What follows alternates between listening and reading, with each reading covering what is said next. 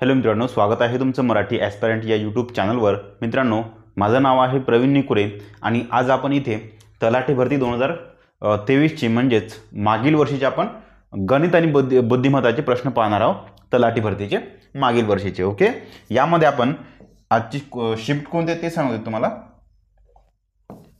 एक मिनिट।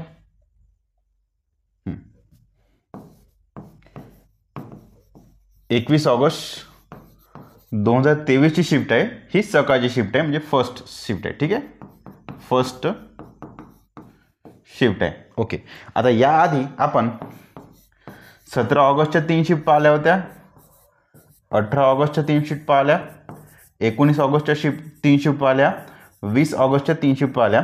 याने आणि ज्यांनी कोणी हे व्हिडिओज बघितले नसेल, हे ॲनालिसिस अटेंड केलं नसेल, त्यांनी कृपया ते सर्व व्हिडिओ चॅनलवर आहे, तिथून चेकआउट करून घ्यावे आणि ॲनालिसिस बघावे। ओके, बघा आता याच्या 3 शिफ्ट असे एकूण 3 चौक 12 शिफ्ट झाल्या होत्या आणि ही आपली 13वी शिफ्ट आहे। ठीक आहे, 13वी शिफ्ट म्हणजे आपली 21 ऑगस्टची 13वी शिफ्ट आहे। ओके, आता याच्या आधी पण आपण 1 ऑगस्ट 1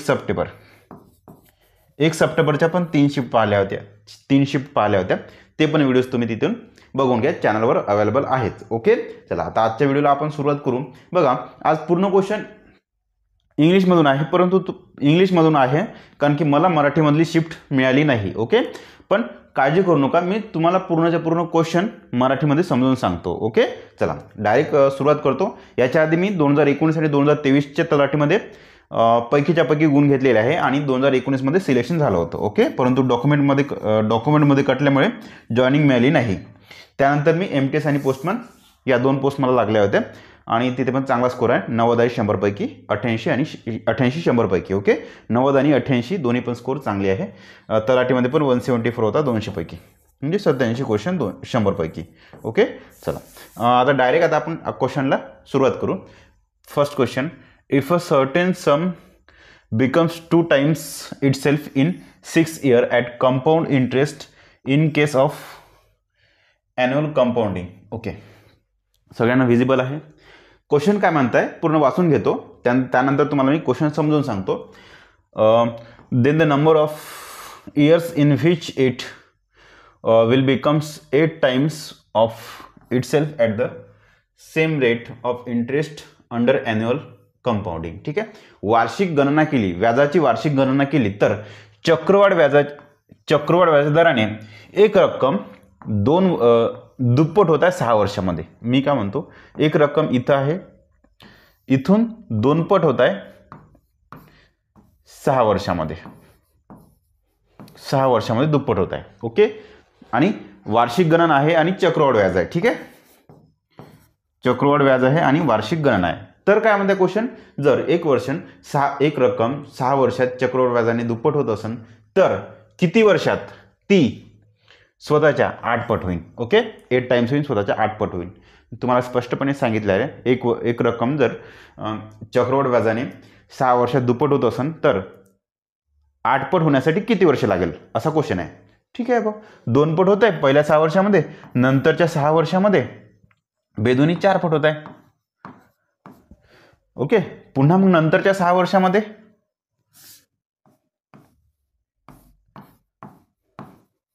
पुन्हा मग 4 दुने 8 पट होत आहे। ठीक आहे, चला पट। आता बघा कॅल्क्युलेशन कसं करायचं, एकूण रक्कम झाली तुमची 8 पट आणि यासाठी वर्ष किती लागले, 6 वर्ष प्लस 6 वर्ष प्लस 6 वर्ष, एकूण सांत्रिक 18 वर्षामध्ये ती तुमची रक्कम 8 पट होत आहे। ठीक आहे, इकडे वर्षांची बेरीज करायची आणि हे शेवटचा आकडा घ्यायचा आहे।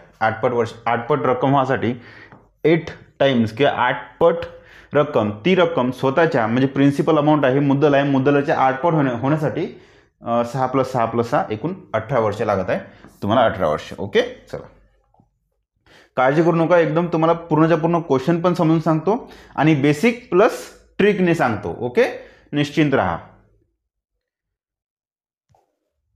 Mister Saxena bought some pens at 150 a dozen, ठीक आहे, रुपीज 150 अ डझन, ठीक आहे. 150ला मला इंग्लिशमध्ये माहीत नाही म्हणून मी 150 म्हणतो. Mister Saxena bought some pens at 150 रुपये अ डझन, म्हणजे 150 रुपये per dozen. Okay. He sold them for 15 rupees each, RS 15 each. What is his profit or loss percentage. काय म्हणते तर क्वेश्चन समजून सांगतो मराठीमध्ये की एक सक्सेना नावाचा व्यक्ती आहे, मिस्टर सक्सेना नावाचा व्यक्ती आहे, तो 150 रुपयाला 12 म्हणजे 1 डझन म्हणा किंवा 12 पेन घेत आहे. मी काय म्हणतो 150 रुपयाला ती 12 पेन घेत आहे. मग एक पेन कितीला घेते 150 भागिले 12, ठीक आहे, ठीक आहे, किंवा असं म्हणा एक पेन असं करा, ठीक आहे. तर एक पेन घ्यायसाठी एक पेन तुमची 150 भागिले 12, ठीक आहे. पहा, याला तुम्ही भागिले 12 केले म्हणून इकडे भागिले 12 केले, झाला कार्यक्रम सेट तुमचा. इकडे जो कार्यक्रम केला तोच कार्यक्रम तुम्ही इथे केला. म्हणजेच तुमची जर याला भाग देतो म्हटलं तर हे होत तुमचे 12 1 12, 12 1 12, 13 14 15 3, 12 2 24 आणि 12 5 60, ठीक आहे. 12.5 रुपयाची तुमची एक पेन झाली. झाला. तो व्यक्ती 150 रुपयाच्या 12 पेना घेत आहे की 150च्या 1 डझन पेना घेत आहे, म्हणजेच 12.5 रुपयाची एक पेन घेत आहे. तर ही 15 रुपये या रेटनं प्रत्येक पेन विकत आहे. तर त्याचा नफा किंवा तोटा काय आहे तेच विचारलं आहे, ठीक आहे. जर तो व्यक्ती 150 रुपयाच्या 12 पेन विकत घेत असेल आणि म्हणजे खरेदी करत असेल आणि 15 रुपयाला एक पेन विकत असेल तर त्याचा नफा किंवा तोटा तो विचारला आहे तुम्हाला इथे. जर 12.5ची एक पेन तो व्यक्ती 12.5ची खरेदी करत आहे आणि सेम पेन एक पेन सिंगल पेन इच पेन 15ला विकत आहे, विक्री किंमत आहे, ठीक आहे. जर एक खरेदी किंमत 12.5 असेल आणि एका पेनची खरेदी किंमत 12.5 आहे, एकाच पेनची विक्री किंमत 15 रुपये आहे, तर त्याला फायदा किती होत आहे 12.5वर तुम्हाला स्पष्टपणे 2.5 रुपये फायदा होत आहे. म्हणून 12.5वर त्याला 2.5 रुपये फायदा होत आहे, ठीक आहे. थोडंसं इकडे करू का, त्याला 2.5 रुपये फायदा होत आहे 12.5 रुपयांवर. बस गुणलं 100 करा आणि टक्के काढून घ्या त्याचे. पॉईंट हटवून द्या, 25 1 25, 25 5 25 5 125, म्हणजे किती 20% तुमचे. त्याचा फायदा होता 20%, 20% प्रॉफिट. Okay, profit 20%. नेक्स्ट. हां, या क्वेश्चनसाठी काही इंग्लिश आणि काही मराठी काही हिंदी लागत नाही, एकदम इझी क्वेश्चन आहे, म्हणजे समजायला इझी आहे. सॉल्व करताना पाहून घेऊ. आता पहा, शेवटी 0 0 0 0 0 आहे, ऑब्विसली 0 येऊ शकतो, 0 0 0 आहे. ओके, मग काय म्हणता इथे 52 51, 52 मधून 1 गेला, किती गेले 51, 2 गेले का, किती गेले 4 गेले, पुन्हा 37 3 आणि 5 8 गेले. ओके, पहा 1 2 4, 4 2 8, 8 2 16. ओके, आता ही संख्या तुमची काय तर 52 पासून रिव्हर्स जात आहे, मागे जात आहे, म्हणून 8 2 16 ना, 37 मधून 16 काढून घ्या, 7 6 गेले 1, शेवटी एक तुमचा फक्त आणि फक्त एकाच ठिकाणी आहे. ओके, चला नेक्स्ट. हा क्वेश्चन समजून सांगतो मी, काही काळजी करू नका. A can do a work in 15 days. A हा व्यक्ती 15 दिवसामध्ये एक काम कंप्लीट करतो, बी 20 दिवसामध्ये करतो. ए हा व्यक्ती एक काम करण्यासाठी 15 दिवस लावतात, म्हणजे ए हा व्यक्ती एक पूर्ण काम 15 दिवसामध्ये संपवतो, तर बी तेच काम 20 दिवसामध्ये संपवते एकट्याने. If they work on it together for 4 days, then the fraction of the work that is left is. पहा काय म्हणते क्वेश्चन. ए 15 दिवसामध्ये काम करतो, बी 20 दिवसामध्ये काम, म्हणजे एक पूर्ण काम 15 दिवसात संपवते, बी 20 दिवसात संपवते. जर ते दोघं मिळून 4 दिवस एकत्र काम केले तर त्या दोघांनी जर 4 दिवस एकत्र काम केलं तर उरलेलं काम किती आहे, किती काम शिल्लक आहे हे त्यांना इथे विचारायचं आहे. मग काही टेन्शन घ्यायचं नाही, दोघांचं पण हे धारकता काढून घ्या किंवा एकूण कार्य काढून घ्या. मी 60 करतो, कारण ते 20 त्रिक 60 होते आणि 15 चौक 60 होते. ओके, मग दोघांची एकूण कॅपॅसिटी आहे 4 + 3 7 कॅपॅसिटी आहे, दोघांची मिळून क्षमता 7 आहे. त्यांनी 4 दिवस सोबत काम केलं म्हणून 7 चौक 28 कार्य कंप्लीट झाले. 60 पैकी मी काय म्हणतो 60 पैकी 28 कार्य कंप्लीट झालं तर शिल्लक किती आहे, मग 60 - 28 एवढं कार्य शिल्लक आहे. 8 2 10 30 झाले, 30 आणि 30 60, 32 कार्य शिल्लक आहे 60 पैकी. जमलीपर्यंत बस हाच रेशो काढून घ्या, गुणोत्तर काढून घ्या. 4 8 32, 15 8 120, 815 काम तुमचं शिल्लक आहे. नेक्स्ट. या क्वेश्चनला पण काही म्हणजे हे लागत नाही, इंग्लिश वगैरे मराठी वगैरे काही लागत नाही. फक्त एकच गोष्ट घ्या, one that does not belong to that group. ठीक आहे, म्हणजे वेगळा घटक आहे, दुसरं काहीच नाही, ते वेगळाच घटक ओळखायचा आहे तुम्हाला. पहा, ए पासून टी पर्यंत जातो म्हटलं तर ए टीला तुम्ही 20 म्हणू शकता, एला 27 म्हणू शकता. ओके, म्हणजे टी प्लस 7, आय म्हणजे 9, एन म्हणजे 14. 9 प्लस किती, ह्या दोघांमध्ये 7चा फरक आहे, ह्या दोघांमध्ये 9 आणि 5 14, 5चा फरक आहे. सी म्हणजे 3, जे म्हणजे 10, 3 आणि 7 10, 7चा फरक आहे. पहा, इथं 7चा फरक आहे, इथं 7चा फरक आहे, इथं 5चा फरक आहे. ऑब्व्हियसली तुमचं हेच वेगळा घटक आहे. ओके, चला, वाटल्यास इथं पण तुम्ही करून पहा. 12 आणि 19 7चा फरक आहे. ठीक आहे, 7 आणि 2 9. ऑप्शन नंबर बी इज वेगळा घटक. हा क्वेश्चन बघा, काय म्हणते question. The average temperature on Monday, असं करतो ना, Monday Tuesday and Wednesday was 32 अंश Celsius and the average temperature on Sunday Monday Tuesday was 36 अंश सेल्सिअस. काय म्हणते, सोमवार मंगळवार बुधवार या 3 दिवसांचं सरासरी तापमान 32 अंश सेल्सिअस आहे आणि रविवार सोमवार मंगळवार या 3 दिवसाचं सरासरी तापमान 36 अंश सेल्सिअस आहे. If the temperature on Sunday was 39 अंश Celsius then find the temperature on Wednesday. बुधवारचं टेम्परेचर किती आहे. ज्यांना कोणाला नसेल समजलं त्यांनी मराठी सांगतो. सोमवार म्हणजे Monday, Monday Tuesday plus Wednesday या तिन्ही दिवसाचं सरासरी तापमान ते आहे 32 अंश सेल्सिअस. जर एकत्र तापमान काढायचं असेल तर याला गुणिला 3 करायचं, कारण ही सरासरी गुणिला एकूण संख्या इज इक्वल टू टोटल संख्या. ओके, हे झालं एकूण तापमान 3 दिवसांचं. त्यानंतर Sunday plus Monday plus Tuesday या 3 दिवसांचं तापमान आहे 36 अंश सेल्सिअस गुणला 3. ठीक आहे का, सरासरी तापमान गुणला एकूण दिवस किती 3 दिवस आहे ना, म्हणून सरासरी गुणला एकूण दिवस इज इक्वल टू टोटल तापमान, एकूण तापमान. ओके, हेच झालं, हे पहिल्या वाक्याचं होतं. आता नंतर तुम्हाला प्रश्न विचारलाय का, इफ जर संडेचं तापमान 39 अंश सेल्सिअस असेल तर बुधवारचं वेन्सडेचं तापमान किती. ओके, ज्यांना कोणाला क्वेश्चन नसून समजला त्यांना पुन्हा मराठीत पूर्ण क्वेश्चन सांगतो, इंग्लिश अजिबात वाचत नाही. ओके, तो काय म्हणताय, मंडे ट्यूजडे वेन्सडे सोमवार मंगळवार बुधवार या 3 दिवसाचं सरासरी तापमान 32 अंश सेल्सिअस आहे आणि संडे मंडे ट्यूजडे म्हणजे रविवार सोमवार मंगळवार या 3 दिवसाचं सरासरी तापमान 36 अंश सेल्सिअस आहे. जर त्यापैकी संडे म्हणजेच रविवारचं तापमान 39 अंश सेल्सिअस असेल तर तुम्हाला वेन्सडेचं तापमान काढायचं आहे.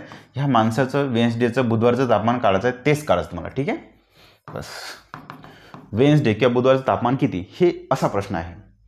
सरासरी गुणला एकूण संख्या is equal to total number. Okay, बस झालं, काही टेन्शन घ्यायचं नाही, एवढंच ठेवा तुम्ही लक्षात.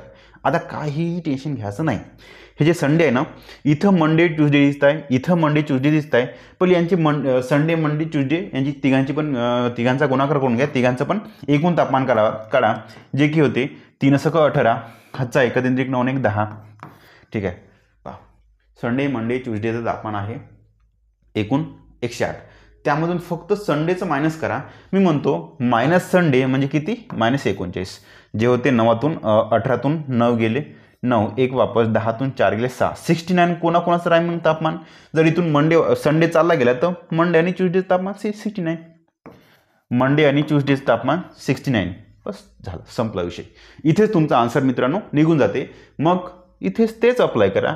Monday plus Tuesday plus Wednesday is equal to 32 × T. या 3 दिवसात तापमान जर का एवढं असेल तर त्यामधून मंडे ट्यूजडेचं मायनस करा, म्हणून.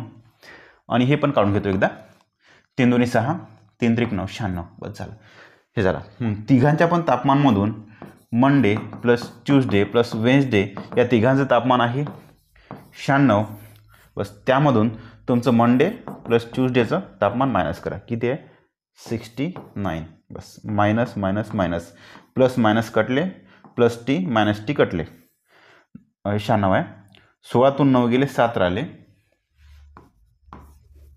ठीक आहे, पहा दम केला वापस, 9तून 7 गेले 2, 27 अंश सेल्सिअस तुमचं तापमान डायरेक्ट आहे. ओके, एक डायरेक्ट शॉर्ट ट्रिक सांगू का?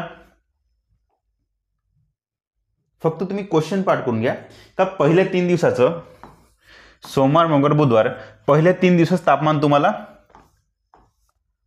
एवढे दिलेलं राहील. ओके, नंतरच्या 3 दिवसाचं तापमान तुम्हाला एवढे दिलेलं राहील. ओके, मग या शेवटच्या 3 पैकी कोणत्याही एकाचं जर का तुम्हाला हे एवढं दिलेलं असेल तर अशा कंडिशनमध्ये काय करायचं, पहिले ह्या दोघांची वजाबाकी करा. 32 आणि वजाबाकी येते 4. ओके, संपला ते विषय. मग बस याला 3 ने भागा.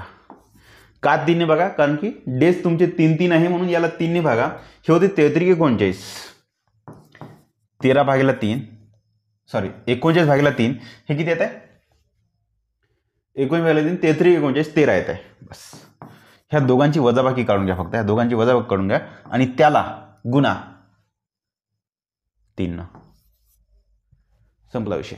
ओके, का? कारण की डेज 3 आहे म्हणून. समजलं इथपर्यंत? ज्यांना कोणाला नसेल समजलं, आता फक्त बघा हे जे आतमध्ये जे दिसतंय ना इथं चिन्ह मग तुमचं प्लसवाले 13तून 4 गेले 9 ना, प्लसवाले 9 येऊ का मायनसवाले 9 येऊ, काही टेन्शन घ्यायचं नाही. सरळ आन्सर तुमचं मायनसमध्ये -3 9 27, -27 आलं तरी पण इथे 27 टिकायचं. ठीक आहे, कारण की तापमान आहे मायनसमध्ये, तापमान सगळे तुमचे मायनसमध्ये कोणतंही दिलेलं नाही म्हणून म्हणता. ओके, चला, कारण की तापमान तुमचं सगळं प्लसमध्ये दिलेलं आहे, मायनसमध्ये एक पण तापमान दिलेलं नाही म्हणून तुमचं कोणतंही तापमान मायनसमध्ये नसणार. चला, पुन्हा रिपीट करतो, सगळं मोडतो. आता फक्त क्वेश्चन पाठ करून घ्या, ह्या दोघांचा फरक काढा. ह्या दोघांचा फरक आहे 4चा फरक आहे. ओके, याला मग जर का सगळं 3 डे असेल तर याला 3 ने भागा, जे की 13 येते. बस 13 लिहा. दोघांचा फरक काढा जो की येते 9 आणि याला 3 डे आहे म्हणून 3 न गुणा, 3 9 27. ओके, चला, आणि शेवटी तुम्ही हे शॉर्ट ट्रिक काढली मी. त्या मोठ्या ट्रिक सुरुवातीला जे पूर्ण मोठं समजून सांगितलं ना बेसिकनुसार, त्याच्यातूनच ही शॉर्ट ट्रिक निघली.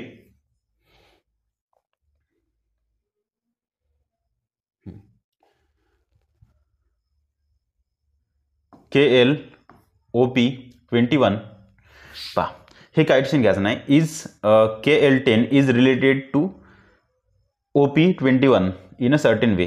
ठीक आहे, हे दोघं एकमेकांसोबत जोडलेले आहे एका नियमानुसार.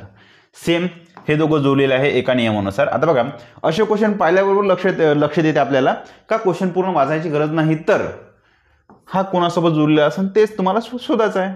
एकदम इझी आहे. 10चे 21 होत आहे, 20चे 31 होत आहे, म्हणजे 10 + 11 21, 20 + 11 31, म्हणून 30 + 11 41. शेवटी 41 कोट आहे ते पाहून घ्यायचे, 41.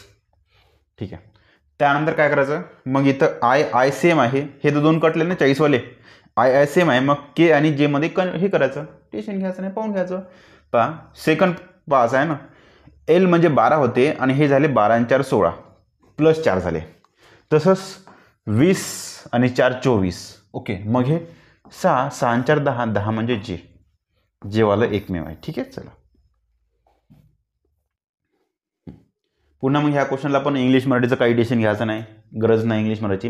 पहा, इथे तुमचे 54 आहे, इथे 47 आहे, इथे 40 आहे, इथे 33 आहे, 25 26 26 25, QPPQ TRQS. मी काय म्हणतो, फक्त मधातलं जर का तुम्ही शोधलं तरी तुमचं आन्सर निघून जाते. RQST, फक्त सेकंड नंबर जरी शोधलं तुम्ही तरी तुमचं आन्सर निघून जाते. ओके, मग हे पहा, DIMP.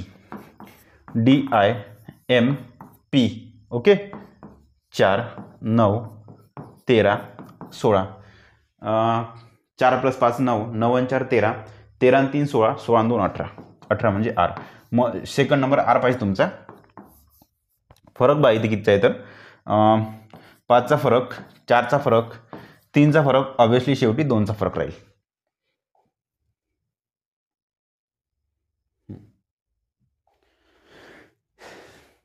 एचा घन + बीचा घन, इथे ए म्हणजे काय, तर याचा वर्गमूळ करा, जे की होते 0.5चा घन प्लस 0.3चा घन.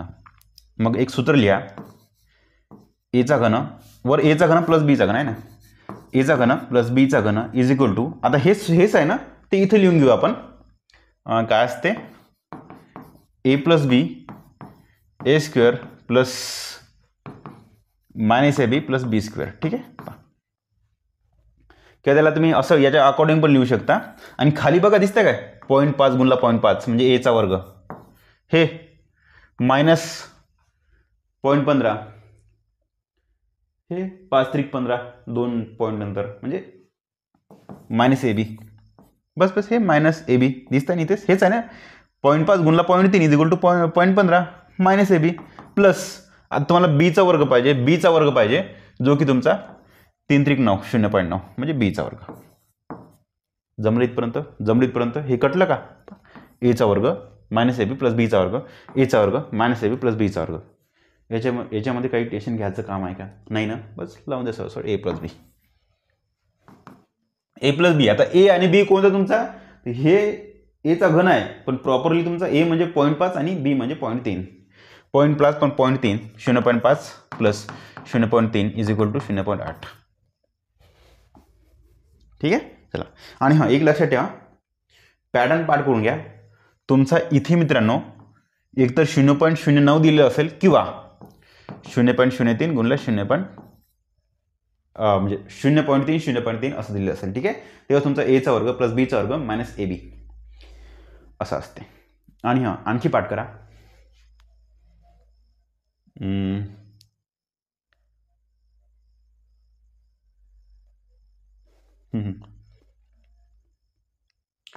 इथे प्लस असन तुम्हाला इथे प्लस करावं लागेल नंतर, आणि आणखी मायनसवाला पण असते ते पण तुम्हाला इथे मायनस करावं लागेल. ठीक आहे, मायनसचं पण एक सूत्र लिहून घ्या. एचा घन मायनस बीचा घन is equal to A minus B. फक्त पहिलं मायनस आहे नंतर सगळं मग प्लस प्लस एचा वर्ग प्लस बीचा वर्ग प्लस ए बी. त्याला तुम्ही असं पण म्हणू शकता एचा वर्ग प्लस ए बी प्लस बीचा वर्ग असं पण म्हणू शकता. आणि खाली पण तुमचं मग हे राहील असं राहील, फक्त इथं मायनसच्या ऐवजी प्लस येऊन जाईल. एचा वर्ग प्लस बीचा वर्ग plus A B plus A B. ठीक आहे, आता बघा हे जे ए बी आणि बीचा वर्ग आहे ना, हे मागं आणि पुढं होते दोन काही टेन्शन घेऊ नका, फक्त ते अकॉर्डिंग तुम्ही याला करायचं. अशा कंडिशनमध्ये तुम्हाला का दिलेलं असेल ए मायनस बी आणि हे खाली ए मायनस बीचा घन डायरेक्ट दिलेला असेल, हा घन असेल. ठीक आहे, हे अपॉन हे दिलेलं असेल. ठीक आहे, हे अपॉन हे एचा वर्ग प्लस ए बी प्लस बीचा वर्ग. ठीक आहे, पहा याचा अर्थ हो होते आणि याचा अर्थ सेम आहे तुमचा. मग तुमचं कटन कोणतं, हे आणि हे कटन. मग लक्षात ठेवा जर एचा घन प्लस बीचा घन तर तुमचा आन्सर काय, तर ए प्लस बी आणि एचा घन मायनस बीचा घन असं असेल तुमचा आन्सर काय, तर ए मायनस बी तुमचं शिल्लक राहते. ए मायनस बी तुमचं शिल्लक राहते. ओके, फक्त एकदा रूल्स लावून पाहिजे. थोडा मला वाटतं आपण खूपच हळू घेतो का, थोडं फास्ट करू का.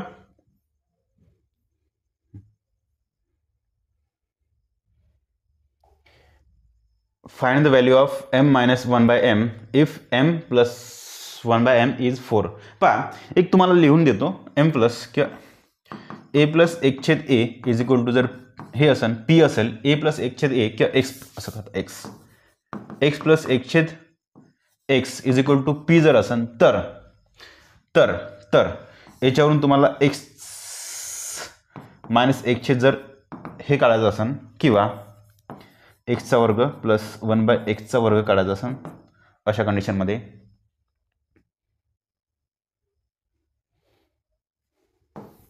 आणि एक्सचा घन प्लस 1/x घन हे जर काढायचं असेल तर सूत्र काय राहते हे सांगून देतो.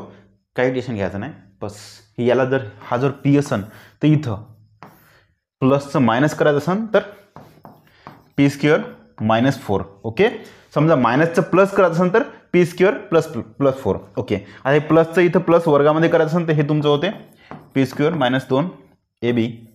आता सेम एक्स अपॉन एक्स आहे, ए आणि हे सेम आहे म्हणून ए बी लिहायची गरज नाही.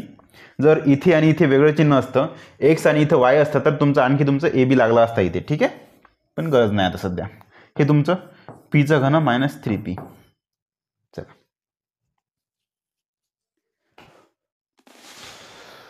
एवढं लिहून घ्या. मग तुमचा आन्सर काय, तर हे प्लसचं तुम्हाला प्लस 4 इथं देऊन आहे, 4 देऊन आहे. मग तुमचा आन्सर काय, तर P square minus 4 under root. बरं, 4चा वर्ग 16 मायनस 4 हे तुमचे होते अंडर रूट 12. अंडर रूट 12 म्हणजे होते अंडर रूट 3 चौक 12 म्हणजे √3 येते आणि बाहेर 2 निघते, 2√3 का.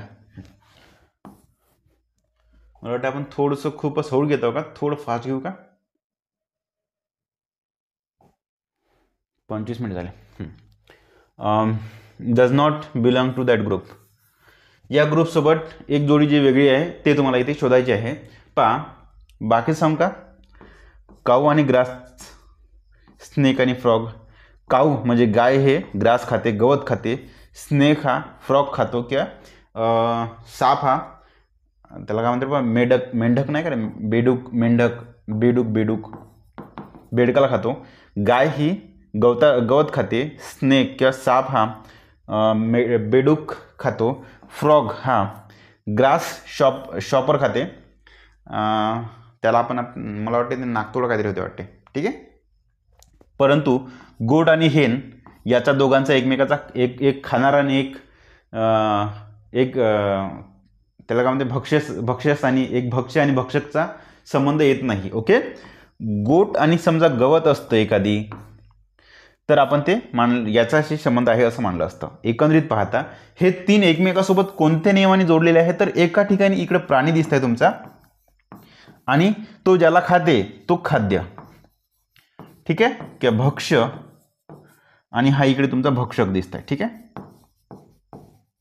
ठीक आहे, इथे तुमचा प्राणी आहे आणि तिकडे हा प्राणी ज्या गोष्टीला खाते ती गोष्ट किंवा त्याचं खाद्य दिलेलं आहे.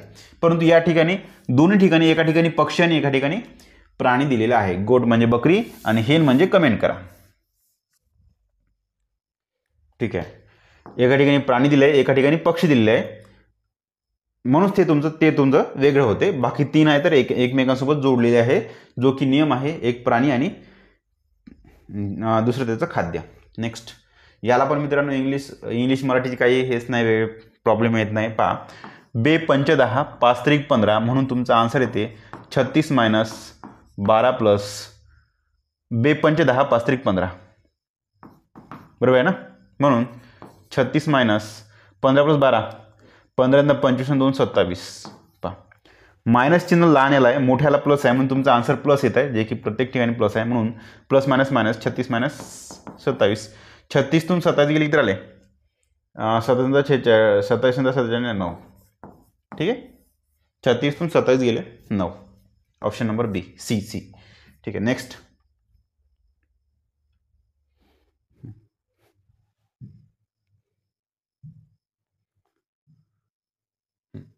चला, व्हिजिबल आहे सगळ्यांना.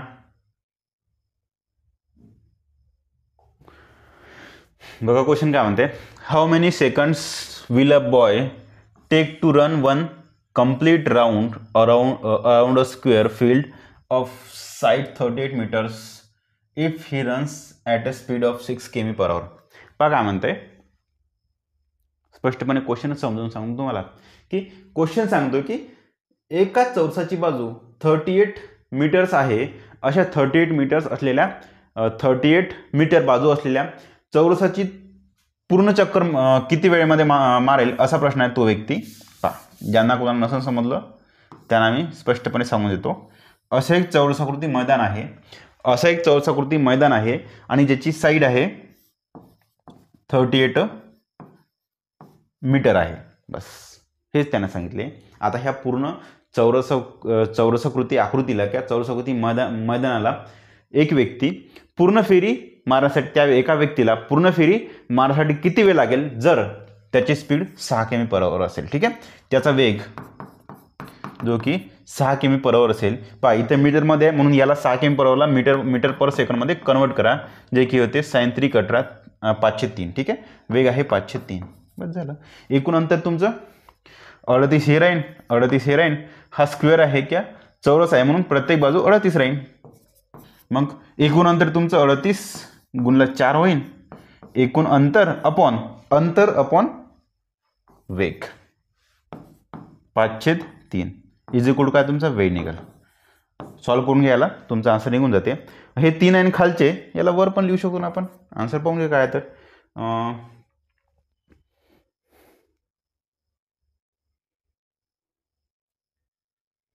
91 71 61 50, ठीक आहे. हे होते 3 चौक 12 12×96 हे 12×96 हातच्याले 9 12×96 आहे ना, 12×12 12 चौक 48 12×72 12×74 12×96 ठीक आहे. मग पुन्हा 12×3 36 36 आणि 10 46 नाही 45 ठीक आहे. भागीला पुन्हा 5 आहे तुमचे, मग 5 9 45 हो येत आहे ना, आणि 5 1 5 5 2 10 ठीक आहे. Next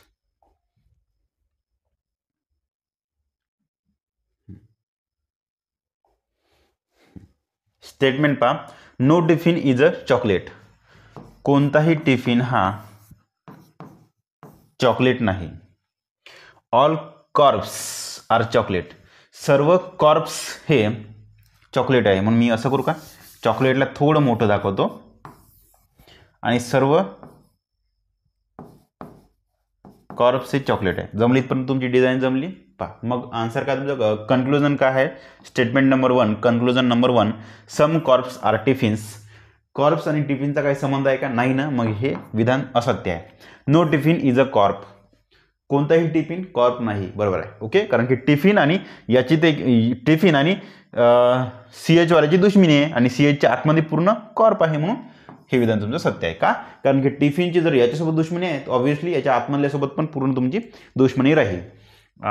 option number B is correct. 2 number correct, म्हणजे हे ऑप्शन नंबर 3 आहे. Only second conclusion is follows, का दुसरं विधान सत्य आहे. थोडं फास्ट घेऊ का. 6 10 14 6 4 10 10 4 14 14 4 18 18 म्हणजे आर पाहिजे सुरुवातीला, जे की तुमचा इथं आहे आणि इथं आहे. ओके, मग शेवटी तुमचा आन्सर निघते ई किंवा एफ वरून निघते. मग ठीक आहे ना. झेड म्हणजे याला आपण 0 जर मांडलं तर हे तुमचे झेड नंतर ए सोडून बी, पुन्हा सी सोडून डी, पुन्हा ई सोडून एफ ठीक आहे. चला पुन्हा स्टेटमेंट अँड कन्क्लुजन आलं. ऑल पेजेस आर अलमारी. ऑल पेजेस आर अलमारी. ऑल अलमारी आर ब्लॉवर्स. ऑल पूर्णच्या पूर्ण अलमारी हे ब्लॉवर्स आहे. मग शेवटी सम ब्लॉवर्स आर लॉक्स. ब्लॉवर्सचा काही भाग हा लॉक्स आहे ठीक आहे. मग कन्क्लुजन सम लॉक्स, याचा अर्थ पुन्हा सांगून देतो. हे होते सर्व पेजेस हे अलमारी आहे. लिहिले आपण पूर्णच्या पूर्ण पेज अलमारीमध्ये. हे पण मित्रांनो सर्व अलमारी हे ब्लॉवर्स आहे. लिहिले पूर्णच्या पूर्ण अलमारीचा कॉलम, अलमारीचा गोल हा ब्लॉवर्स मध्ये टाकला. मग शेवटी हे सम ब्लॉवर्स आर लॉक्स, म्हणजे काही ब्लॉवर्स हे लॉक्स आहे. ब्लॉवरचा काही पार्ट आपण लॉकमध्ये टाकला. ओके, मग काय म्हणते कन्क्लुजन नंबर 1 सम लॉक्स आर पेजेस. काही लॉक्स हे पेजेस आहे. काही लॉक्स हे पेजेस आहे का, नाही, स्पष्टपणे उल्लेख दिसत नाही, स्पष्टपणे दिसत नाही, म्हणून हे विधान चुकीचं आहे. All pages are blowers. सर्व पेजेस हे ब्लॉवर्स आहे. सर्व पेजेस ब्लॉवर आहे का, हो, कारण की ब्लॉवरच्या आतमध्ये सर्व पेजेस आहे, म्हणून विधान 2 सत्य. Second conclusion is right. 17 number question.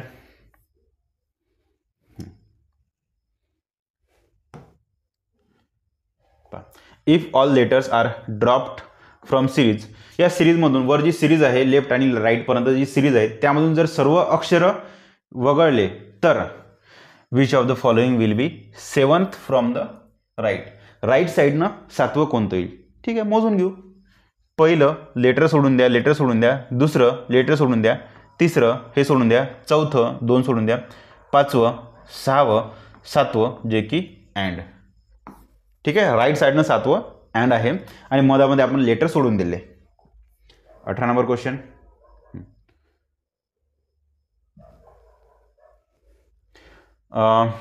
The speed of a boat in standing water is 9 km/h and the speed of a stream is 1.5 km/h. काय म्हणतात, प्रश्न सांगत आहे तुम्हाला. एका नावेचा संथ पाण्यातील नावेचा वेग हा आहे 9 km/h आणि प्रवाहाचा वेग हा आहे 1.5 km/h. ठीक आहे, km/h. संत पाण्यामध्ये एका नावेचा वेग 9 km/h आहे. प्रवाहाचा वेग 2.5 km/h आहे. मग म्हणताय अ मॅन शेवटी अ मॅन एक माणूस rows can row to a place at a distance of 105 km and comes back to the starting point, the total time taken by him. पहा सांगतो, हे वरचं वाक्य आहे ते हे झालं.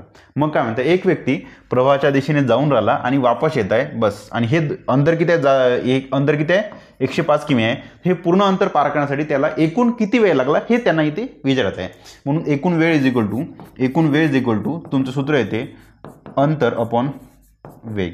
आता अंतर किती आहे, पहिलं 150 आहे, 105 आहे, आणि त्यावेळेस एक पाहू प्लस दुसऱ्याच पण 105 आहे. मग इथे लागणारा वेळ प्लस इथे लागणारा वेळ. ओके, आणि वेळ इज इक्वल टू अंतर अपॉन वेग. हे अंतर अपॉन वेग पहिले जाताना काय होतं, हा 9 किमी वेग संथ पाण्यातील प्लस प्रवाहाचा वेग. एक बोट जर संथ पाण्यामध्ये अशी आहे, अशी उभी म्हणजे अशी चालताय, सरळ चालताय, तिचा वेग आहे 9 किमी. जर का मी काय म्हणतो, पाणी जर असं वाहू लागलं तर बोट स्वतःचा वेग प्लस त्या पाण्याचा वेग झालं. पाणी जर असं खाली वाहत असन तर बोटाचा स्वतःचा वेग आणि पाण्याचा पण वेग, म्हणजे पाण्याच्या वेगासोबत ती बोट वाहीन ना. म्हणून 9 बोटीचा वेग प्लस 1.5 इचा वेग. हे किती होईल मग तुमचे 10.5 तिचा वेग होईल, जे की पहिल्या वेळेस असते. ठीक आहे. आता जर का वापस येत असन, अशी जर बोट वापस येत असन तर बोट येत आहे 9च्या स्पीडनं, परंतु तिला खाली ढकलत आहे. प्रवाह स्वतःचा वेग जो खाली दाखवत आहे, तिची स्पीड आहे ना किंवा बोटीला खाली दाखवत आहे 1.5च्या स्पीडनं. ओके, बोट म्हणताय मी 9च्या स्पीडनं वर चढून राहिलो, म्हणजे 9च्या स्पीडनं वर चढत आहे. मग पाणी काय म्हणते, चढताय ना, ठीक आहे, मी तुला 1.5च्या स्पीडनं खाली फेकतो. म्हणजे अल्टिमेटली जर 1च्या स्पीडनं खाली फेकलं असतं तर ही 8ची स्पीड झाली असती. पुन्हा अर्ध्या स्पीडनं खाली फेकताय म्हणजे 7.5च्या स्पीडनं बोट वर चढून राहिली. ओके, चला मग काय तर भागला 7.5. अंतर अपॉन वेग इज इक्वल टू वेळ. जाताना लागणारा वेळ, हे झाला जाताना लागणारा वेळ प्लस येताना लागणारा वेळ. ओके, अंतर अपॉन वेग इज इक्वल टू वेळ. जाताना लागणारा वेळ, येताना पुन्हा अंतर अपॉन वेग. ओके, चला हे काढून घ्या, तुमचा आन्सर तुम्हाला येऊन जाईल, जे की किती येत आहे तुमचं. पॉईंट हटवून द्या, 0 द्या, पॉईंट हटवून द्या, 0 द्या. 25 किती 3×75, 25 चौक 100 म्हणजे 15 चौक 60 भागिले 3, 20 येते ना, 20×60. इथे 20 लागत आहे, आणि इथे तुमची किती लागत आहे 5 ना बघा, 105 कटले 10, 10 आणि 20 30. आहे का आन्सर बरोबर? नाही, थोडं काहीतरी चुकलं आहे, आपलं काहीतरी चुकलं आहे. 105 कटत आहे ना, 9 10 10.5, 9तून 1 गेला 8 आणि अर्धा गेला 7.5, बरोबर आहे. मग 105, अरे आपण 150 लिहिलं नाही, थोडं चुकलं ना बेटा. 150 नाही, ते 105 आहे ना, 105 अपॉन 7.5. तर आपण इकडं हा 0 केला, हा 0 केला. ओके, आपण चुकीने 150 लिहिलं होतं. हे तुम्हाला हे कटले, आन्सर इथं तर 10 येणार आहे. ओके, थोडं खाली लिहू का इथे. याचा आन्सर इथं तर जाताना तुम्हाला 10 तास लागत आहे, येताना तुम्हाला किती तास लागन पाहून घ्या. मी जर 25 भागतो म्हटलं तर हे होते 25 त्रिक 75, हे होते 25 चौक 100, 4 10 40, 42 का 25 चौक 100 आणि 50 50. ओके, मग हे होते तुमचे 14 है ना, 14 24 आवर्स. मला वाटतं आपण खूपच हळू चालत आहोत, थोडीशी स्पीड फास्ट करू का सांगा. ह्या क्वेश्चनला इंग्लिश मराठीची काही गरज नाही, कोणत्याही भाषेमध्ये असतो. मी तर म्हणतो चायनीजमध्ये असं ना तरी मी हा क्वेश्चन सोडवतो. चायनीज काय तर आपला एखादी पाकिस्तानी लँग्वेज असेल तरी सोडवतो मी. 2 आणि 10 12, 2 आणि 4 6, 1 आणि 2 3, 24 पहा. बरं, इथंच लिहितो ना. आणि हे होते किती 6 आणि 4 10, 40 40 40 80. हे पुन्हा मग 0 0, 15तून 8 गेले किती 70 ना. हो, मग पहा याला पुन्हा हे द्या, फरकांचा फरक हे काढत राहायचं जोपर्यंत निघत नाही तोपर्यंत. नाही निघलं तर पहिले पाहून घ्यायचं, वर्गसंख्या दिसते का सगळीकडं, नाही आहे. घनसंख्या दिसते का नाही, वर्ग +1 दिसते का नाही, घन +1 दिसते का नाही, घन -1 दिसते का नाही, वर्ग -1 दिसते का नाही, वर्ग + वर्ग दिसतंय का नाही, A² + A दिसतंय का नाही ना. मग सगळं काही टेन्शन घ्यायचं नाही, प्लस मायनस वाले चालू द्यायचं, फरकांचा फरक असं एंडिंगपर्यंत चालू द्यायचं. ठीक आहे, मग 10 आणि 14 आणि 24, ठीक आहे. हे 4 आणि 0, 4 आणि 4 गेले 0, 4 आणि 2 गेले 2. हे होते 4 आणि 6 10 म्हणजे 50, 50 आणि 20 70. पुन्हा इकडे घ्या, 14 आणि 6 20, 20 आणि 6 26, आला 6चा फरक, ठीक आहे. मग हे पुन्हा इकडे वाढू द्या, हे इकडे वाढून द्या. इथे 6 6 6 6 6 6, 26 आणि 6 होते 32, बस. किती 0, 7 आणि 3 10, 105, बस. हे इकडे वाढत आहे ना, म्हणून 105, 150 प्लस 102, हे शेवटी 2 यायला पाहिजे तुमचे. आणि शेवटी 2 वाला मला एकमेव हे दिसत आहे, ठीक आहे. शेवटी 2 वाला तुमचं एकमेव दिसत आहे, जे की 150 प्लस 100 करतो म्हटलं तर हे होते 250, 250 plus 2 252. 20 number,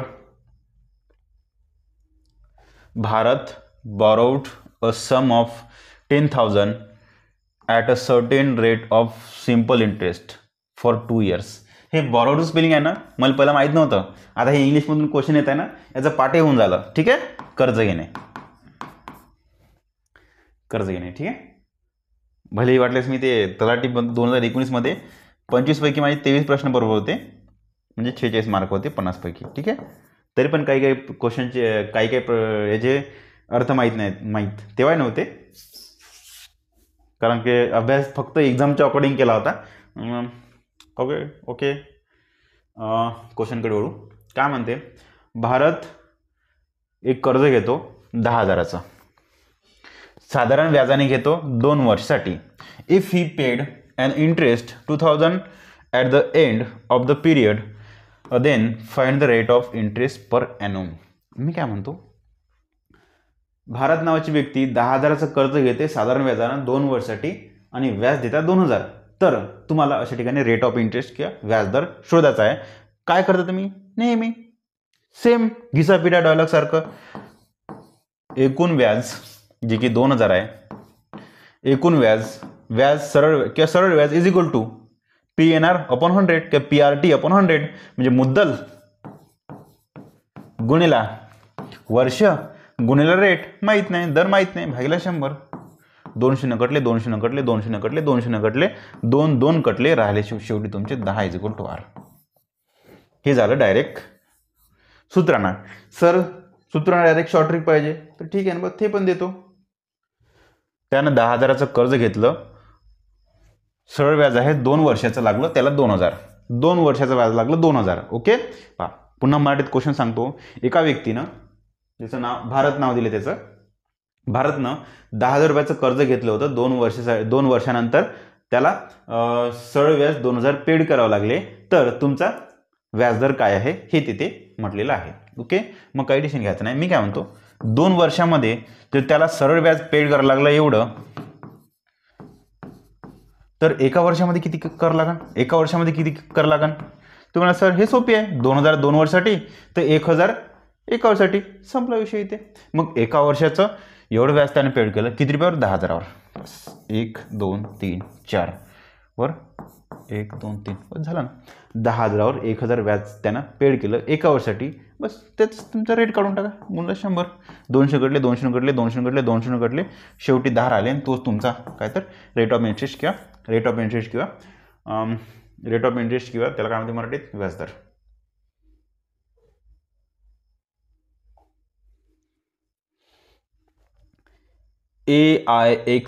AIQX is related to हे वाली संख्या काहीतरी, ठीक आहे. मग काय म्हणते, ठीक आहे. मग त्याच्यानंतर हे याच्यासोबत रिलेट करताय, तर हे याच्यासोबत रिलेट करताय. मग तुम्हाला म्हणताय का हे कोणासोबत रिलेट करून खाली. ओके ठीक आहे. इथं दिसतंय तुमचा ए, जो की इथं गायब झाला, आयचा आय राहिला, इथं जे नाही ना, ठीक आहे. मग ओके, मग हे तुमचं, मग मी काय म्हणतो, हो जो IQ आहे इथं IQ आला का, तसंच मग इथलं इथं JR आला का, हां ठीक आहे म्हणा. मग काय, इथं जो सेकंड थर्ड होता तो फर्स्ट सेकंड झाला, इथं जो सेकंड थर्ड दिसत आहे तो फर्स्ट सेकंड जाईल, म्हणजे पहिलं K नंतर S. इथं फक्त एकच ठिकाण आहे KS वाला, मग तुम्ही हे टिक करून घ्या. Next 22 number question. 44 मिनिटं. L म्हणजे 12, 12 16 14 18 16, 12 आणि 4 16, 12 16 14 ठीक आहे. 12 + 4 16 -2 14 + 4 18 -2 16 मग पुन्हा +4 16 आणि 4 20 आणि 20 म्हणजे होते तुमचे टी. ठीक आहे. 23 नंबर क्वेश्चन. हा एकदा मित्रांनो ए पासून झेड पर्यंत लेटर्स पाठ करून घ्या. ए पासून 1 पासून 26 पर्यंत अंक पाठ करून घ्या. त्यानंतर तुम्हाला सगळ्याच ठिकाणी तेच कामी पडते. ओके. पहा मी काय म्हणतो 27 गुणला 729 भागिला 135 हे करून घेऊ पहिलं. 27 गुणला 729 अपॉन 135 याला जर 9 भाग जाते हे होते 9 1 9 9 4 13 9 5 45 9 3 27 ओके. 3 5 15 ना. हो हे तुमचा आन्सर कशात निघेल का मायनसमध्ये वगैरे. ओके. 729 भागेला 5 लिहितो इथे थोडं इथे लिहितो. ठीक आहे. 729 भागेला 5 प्लस मायनस किती होते दोघांचं करतो म्हटलं तर हे फक्त दोघांचा विचार करतो म्हटलं तर हे ते मायनसचे 11तून 7 गेले 4 मायनसचे 4 11तून 7 गेले 4 किती ते धमकीला वापस 9तून 7 गेले 2 बस. आता भागाकार गुणाकार करा बरं किती होते तर मग हे तुमचे 729 - 24 पंच 120 अपॉन 5 9तून 0 गेला 9 2तून 2 गेले 0 7 गेले 6 609 अपॉन 5 तुमचा आन्सर. अरे हा वर आहे ना एक्सचेंज करा म्हणताय ना तेच तर म्हटलं कुठेतरी एक्सचेंज करा म्हणताय ना. ठीक आहे एक्सचेंज करून टाकू काही टेन्शन घ्यायचं नाही. इंटरचेंज हां थोडं क्वेश्चन हां प्लसला मायनसमध्ये कन्वर्ट करा मायनस आणि प्लसला इंटरचेंज करा. म्हणजे मी काय म्हणतो हे प्लस आहे ना प्लसच्या ऐवजी मायनस करा आणि मायनसच्या ऐवजी प्लस करा. ओके. मग गुणाकार आणि भागाकार याला पण एकमेकांमध्ये चेंज करा. हे गुणाकाराच्या ऐवजी भागाकार आहे आणि भागाकाराच्या ऐवजी गुणाकार आहे. तुमचं अल्टिमेटली तुमचा आन्सर काय निघते 27 भागेला 729 गुणिला 135 मायनस 67 प्लस 91. आम्हाला आधीच लक्षात आलं होतं कारण की शेवटी बघा 729चे 9 होते आणि खाली 5 होते भाग जात नाही ना 5चा डायरेक्ट 9 मध्ये आणि इथं संख्या पॉईंटमध्ये कोणती पण नाही म्हणून माझ्या लक्षात आलं होतं तेव्हाच. आता बघा हे किती होते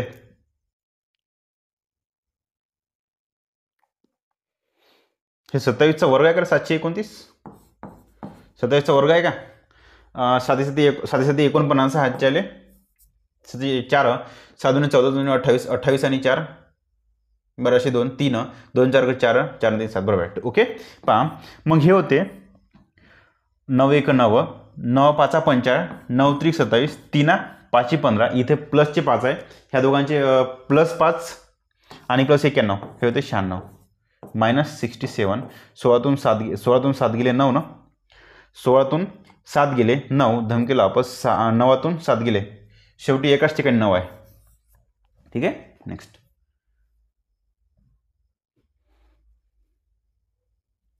A pump can fill a tank with water in 2 hours because of a leak. हे आहे ना 2.33 आहे त्यालाच आपण 2/1/3 हे जे 2 आहे ना थोडे इथे करेक्शन करा मित्रांनो 2.33 आहे आणि त्यालाच आपण 2/1/3 लिहू शकतो आणि त्यालाच आपण लिहू शकतो काय तर 3 2 6 7 7/3 लिहू शकतो. ओके. ह्या दोनच्या ठिकाणी 7/3 लिहा. Hours to fill the tank the leak can drain all the water from the tank in. पहा मी पूर्ण क्वेश्चन वाचून घेतला त्यानंतर तुम्हाला समजून सांगतो. काय म्हणताय एक जो पंप आहे एक पाईप आहे 2 तासामध्ये टाकी भरते परंतु एक लीक आहे एक छोटंसं होल आहे त्यामुळे टाकी भरण्यास लागते 2.333 अवर्स किंवा त्याला आपण 2/1/3 तास किंवा त्याला आपण 7/3 तास लागते. ओके. 2/1/3 तास लागते. तर जे होल आहे ते पूर्ण होल टाकी किती वेळेमध्ये रिकामी करू शकेल असा प्रश्न आहे. ओके. पुन्हा सांगतो का एक पाईप आहे 2 तासामध्ये एक टाकी पूर्ण भरते परंतु टाकीला होल असल्यामुळे टाकी भरण्यासाठी जास्त वेळ लागते एकूण वेळ लागते 2 तास 2/1/3 तास वेळ लागते तर ते फक्त होल किती वेळेमध्ये टाकी भरेल असंच म्हणताय. ओके. मग लिहून घेतो, हा जो पाईप आहे, पाईप भरत आहे 2 तासामध्ये, आणि जेव्हा पाईप आणि होल चालू केलं तर बघा, होल म्हणजे पाणी खाली टाकीच्या बाहेर पाणी फेकत आहे, होल म्हणजे लिकेज आहे, टाकी पाणी बाहेर फेकत आहे, म्हणून पी म्हणजे पाईप, पाणी हा भरून राहिला, आणि हा मायनस म्हणजे काय तर हा खाली फेकत आहे टाईप, म्हणून दोन्ही जेव्हा चालू करते तेव्हा लागतं म्हणजे 703 तास वेळ लागते. ठीक आहे, 703 तास वेळ लागते. बस मग अशा कंडिशनमध्ये तुम्हाला मायनस होलचं किती वेळ, मायनस होल किंवा होल किती वेळामध्ये टाकी रिकामी करेल ते तुम्हाला इथे शोधायचं आहे. मी काय म्हणतो, टाकीची धारकता इथून कशी काढायची आता, कशी काढायची, काय डिसिजन घ्यायचं नाही, 3ला सोडून द्या, डायरेक्ट 7 आणि 2चा गुणाकार करा, 7 2 14 होते. ओके, मग इथं असं काय ठेवू, काय 14 येईल, तुम्ही म्हणाल सर बेस आधी 14 होते, 7 ठेवले, ठीक आहे, मग इथं असं काय ठेवू का इथे डायरेक्ट 14 होईल. मी काय म्हणतो सर, हे जर 7 2 14 केले आपण, 7 2 14 होते, पण हे जर का 3 केले तर 3 3 कट्टे आणि 7 2 14 राहते, मग ठीक आहे, 3 2 6 येते, मग ठीक आहे बा, 3 2 6 येते. आता ही संख्या गुणला ही संख्या जरा 14 येते, ही संख्या गुणला ही संख्या 14 येते. ओके, कारण की बघा 3 2 6 बेस आधी 14 जमला इथपर्यंत. मग मी काय म्हणतो, पाईप आहे 7च्या स्पीडनं पाणी भरत आहे, जेव्हा होल पाईप आणि होल दोन्ही पण चालू असते तेव्हा 6च्या स्पीडनं पाणी भरत आहे. जर पाईप 7च्या स्पीडनं पाणी भरत आहे तर होलची स्पीड काय आहे, तर होलची क्षमता काय आहे, तर अल्टिमेटली तुमची क्षमता 6 येईल. तर तुम्ही म्हणा सर 7तून जर का होलचा 1 वजा केला तर येते 6 येते. ओके, 7 - 1 = 6. मग होलची क्षमता -1, होलची क्षमता -1, एकूण टाकी तुमची 14 आहे, त्याला -1 स्पीडनं होल रिकामा करताय, मग तुमचं किती वेळ लागेल तर 14 तास लागेल एकूण. ठीक आहे, प्रश्न असा होता का, पाईप 2 तासामध्ये टाकी भरते, जेव्हा एक लीक आहे, एक होल आहे, त्यामुळे टाकी भरायला थोडासा उशीर लागते, 103 तास लागते, तर एकटा होल टाकी किती वेळेमध्ये रिकामी करेल, बस हेच प्रश्न आहे. आणि होल रिकामी करताना पाईप बंद राहील बरं, तेव्हाच तर टाकी रिकामी होईल ना. Now there is a last question, अरे थोडं काही झालं नाही ना, एक minute. Now there is a last question. Today talking about the last question. English एवढीच येते. A man बाईज